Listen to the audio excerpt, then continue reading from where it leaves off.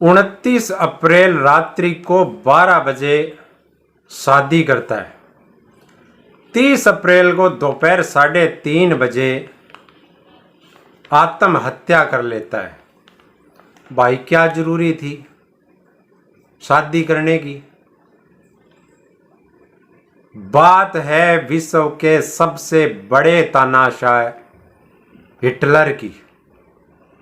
अपने बात बात पे नाम लेते हैं ना, हिटलर शाही नहीं चलेगी, फलाना नहीं चलेगा, कोई भी धरना प्रदर्शन हो हिटलर का नाम आता है। लेकिन कहते हैं कि बुरे काम का नतीजा बुरा ही होता है। भाई साहब पहले तो आप सीधे होके बैठ जाइए, आराम से चाय चुई का एक कप ले लीजिए और आराम से पूरा वीडियो देखना। पूरा इतना इंटरेस्ट आएगा इस वीडियो को देखने में, ऐसे लगेगा कि हिटलर आपके सामने ही मर रहा था लेकिन आप उसको बचा नहीं पाए। पूरा वीडियो देखना आप। तो दोस्तों नमस्कार, मैं हूं राजकुमार स्वामी और आज बात कर रहे हैं हम यानी हिटलर का। कल का जो मेरा वीडियो था आपने देखा होगा, हिटलर पे ही था वो भी। लेकिन उसने आत्महत्या क्यों की?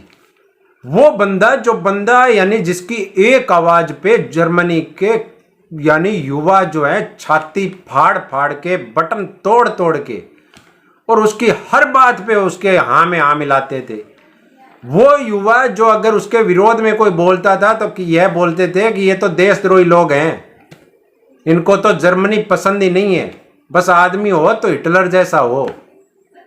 आखिर ऐसा क्या हुआ कि उस आदमी को आत्महत्या करनी पड़ गई? और वो भी कितनी, उसने गोली मारी ना अपनी खोपड़ी में। तो उसने क्या किया था, एक साइनाइड का कैप्सूल उसने एक चिकित्सक से उससे पहले पूछा था कि भाई साहब अगर मेरे को आत्महत्या करनी हो और अगर गोली से नहीं मरूं तो क्या होगा? तो वो चिकित्सक ने कहा कि साइनाइड की गोली अगर मुंह में रख लेता है, इधर से ट्रिगर दबाओ और इधर से गोली चबाओ, आदमी 100% मरेगा। चिकित्सक भी कोई यानी ढंग का आदमी था, क्यों वो भी चाहता था कि जल्दी सल्ट जाए ऐसा आदमी। तो उसने भी तरीका बता दिया।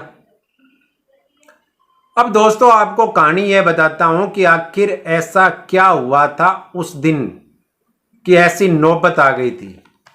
दोस्तों उससे पहले क्या हुआ था, उसको पहले दिन यह पता चल गया था कि उसका दोस्त था इटली के अंदर बेनिटो मुसोलिनी। वो भी तानाशाह ये था और वो भी तानाशाह की दूसरी कॉपी थी। अब उसको क्या जब मारा गया ना, उसको जब मारा गया तो इटली का एक चौराहे पे ले जा करके उसकी लाश के साथ में इतनी बुरी गति हुई थी, लोगों ने लातें मारी, लाश को उल्टा लटकाया। और यह जो खबर जो थी इन भाई साहब हिटलर साहब को पता चल गई कि भाई बुरे काम का बुरा नतीजा तेरे दोस्त के साथ में ये हुआ है। तब उसने कहा कि चलो यार सबसे पहले तो शादी कर लेते हैं। रात को 12 बजे उन्होंने शादी की ईवा ब्राउन के साथ में। अब पता नहीं कि उस लड़की का भी इतना क्या दोस्त था कि 56 साल की उम्र थी, ज़्यादा कोई उम्र नहीं थी इस आदमी की। अब 56 वाले पे आप कह दोगे कोई 56 इंच का नाम ले रहा है, मेरे को उससे कोई लेना देना नहीं है। 56 साल की उम्र थी उसकी, 12 साल तक इटली पे राज किया था। जब उसको पता चला कि उसके दोस्त के साथ में इतना बुरा यानी अत्याचार हुआ उसकी लाश के साथ में, तो वह उसका क्या है, एक बहुत ही वफादार हेंजलिंगे नाम का एक वफादार आदमी था। उसको यह कहता है कि देख मेरी लाश को पेट्रोल जला करके जिंदा जला देना, रूसियों के हाथ में नहीं आनी चाहिए। मेरी लाश जो है रूस के लोगों के, रूस के सैनिकों के हाथ में नहीं आनी चाहिए, नहीं तो वो मेरी लाश पर मोम डाल करके उसको सालों तक जिंदा रखेंगे और मेरी लाश का तमाशा बना देंगे। यह बात कौन बोल रहा था? एक ऐसा आदमी जो जिसने जर्मनी के लोगों को सपने दिखाए थे, इतने बड़े बड़े सपने दिखाए थे, पूछो ही मत, रिकॉर्ड तोड़ दिए थे उसने सपने दिखाने के। क्योंकि वह ईसाई था और ईसाई धर्म में क्या है, लाशों को दफनाया जाता है, जलाया नहीं जाता है। लेकिन उसने कहा था कि भाई साहब हाथ जोड़ करके विनती है, आप जो है पेट्रोल डाल करके जला देना, हाथ मत आना देना। लेकिन ऐसी नौबत क्यों आई थी, कब आई थी? वो एक बंकर में छिपा हुआ था, बंकर में जाके राजशाही ठाठ बाट से रहने वाला, बढ़िया बढ़िया मशरूम खाने वाला वो बंदा यानी बंकर में जाके क्यों छिपा? बात थी 16 जनवरी 1945 की।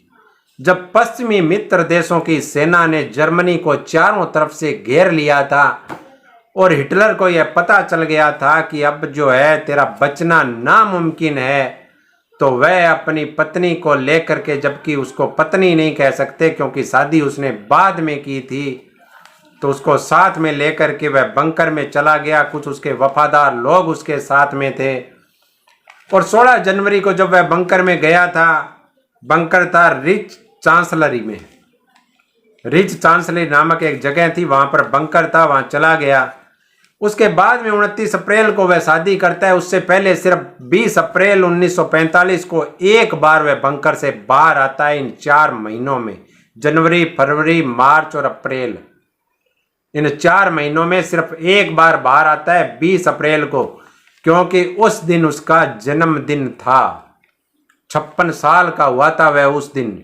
56 याद है ना आपको? बहुत से लोग दोस्तों को पता नहीं है 56 क्या होता है, तो 56 को ध्यान से दोबारा कह देता हूं। जब उसकी उम्र 56 साल की हुई थी, उसके ठीक 9 दिन बाद में उसने खुद को गोली मार करके आत्महत्या कर ली थी। तो जब वह बाहर आया था उस दिन, उसके बाद में वह शादी करता है। 9 दिन बाद में 29 अप्रैल को रात्रि को 12 बजे, 30 अप्रैल को दोपहर को उसके रूम से आवाज आती है गोली चलने की, और उसके अंगरक्षक देखते हैं कि उसका जो यानी आंखें थी एकदम ऐसे लग रही थी कि वो किसी को घूर रहा है, और उसकी पत्नी जो थी ईवा ब्राउन, वो भी एक तरफ उसकी तरफ मुंह करके लुढ़की हुई पड़ी थी, क्योंकि उसने भी आत्महत्या कर ली थी साइनाइड की गोली खा करके। लेकिन हिटलर ने जो है वो गोली भी खाई साइनाइड की, और पटपड़ी में गोली खाई अपने रिवॉल्वर से, ताकि वह जिंदा नहीं बच जाए, इसलिए उसने आत्महत्या कर ली। लेकिन दोस्तों कहते हैं कि बुरे काम का बुरा नतीजा होता है। जो लाखों करोड़ों लोग उसके प्रशंसक थे, जिनको यह लगता था कि हिटलर ही हमारी हर समस्या का समाधान कर सकता है, इसके जैसा शासक आज तक जर्मनी में आया तो क्या पैदा भी नहीं हुआ, क्योंकि जर्मनी के लोगों को उसने वो बड़े बड़े सपने दिखाए थे। लेकिन वही हिटलर जब मरा था तो पूरे विश्व में पहला ऐसा राष्ट्र प्रमुख था जिसकी मौत पर जर्मनी के लोगों ने आतिशबाजी की थी कि बड़ा तानाशाह, हमारे को झूठे ख्वाब दिखाने वाला मारा गया। एकमात्र ऐसा तानाशाह हिटलर था। तो दोस्तों आपको वीडियो कैसा लगा यह तो आप कमेंट बॉक्स में जरूर बताएंगे, लेकिन एक बात मैं आपको जरूर बता देता हूं, बुरे काम का बुरा नतीजा होता है। सत्ता हाथ में आने का मतलब यह नहीं होता है कि आप उसका गलत इस्तेमाल करें। अगर मैं कल को देश का प्रधानमंत्री अगर बन जाऊं, आप लोगों को ज़्यादा वीडियो पसंद आने लग जाएं और आप मुझे पसंद करने लग जाएं, और कल को मैं अगर देश का प्रधानमंत्री बन जाऊं, तो आप मुझसे जो उम्मीदें पालेंगे, शायद हो सकता है मैं आपको कुछ झूठे ख्वाब दिखाऊं, लेकिन आप उसकी सच्चाई जरूर पता करें कि मैं आपको झूठे ख्वाब दिखा रहा हूं या मैं सच बोल रहा हूं। तो इसलिए वोट देते समय इस चीज़ का जरूर ध्यान रखें कि झूठे ख्वाब दिखाने वालों को वोट नहीं देना चाहिए, और वह जल्द ही उनका पर्दाफाश हो जाता है। 12 साल में हिटलर ने क्या कमा लिया था, अंत में कितनी गंदी मौत मरा था वो लोग, ठीक है ना।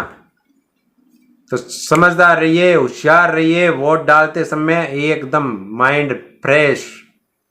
जय हिंद, जय भारत। कल फिर मिलेंगे एक नए वीडियो के साथ। चैनल को सब्सक्राइब करना तो बिल्कुल भी मत भूलना। लाइक करते हो तो और भी अच्छी बात है, और शेयर कर दो तो सोने में सुहागा है। नमस्कार।